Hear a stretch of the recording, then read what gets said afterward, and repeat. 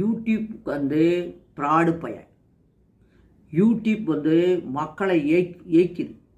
நான் வந்து எனக்கு யூடியூப்னால 5 லட்சம் ரூபா நட்டம். பேட்டன் வாங்கிட்டு அரசு வந்து கடுமையான நடவடிக்கை யூடியூப் மேலே எடுக்கணும்.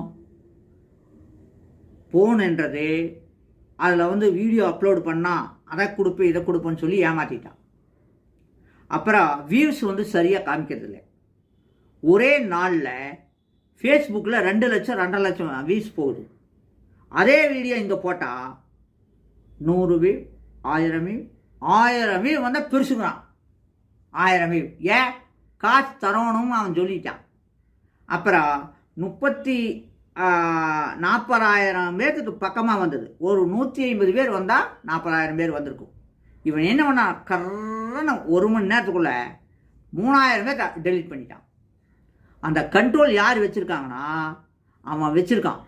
காசு தரணுங்கிறதுக்காக கோடிக்கணக்கான பேர் என்னோடய வியூஸ் எல்லாம் பார்க்குறாங்க. இது பயனுள்ளது. கவர்மெண்ட் வந்து எனக்கு பேட்டன் ரைட்ஸ் தரப்போகுது. அது நல்ல செய்தி. அதனால் வீடியோ பார்த்து கற்றுக்கலாம் அப்படின்னு சொல்கிறது முட்டாளாக இருக்காத. வந்து நேரில் வந்து கற்றுக்க. இப்போ ஸ்லேட்டு சாக்பீஸை வச்சு அறிவுனா என்னன்னு காமிச்சிருக்கேன்.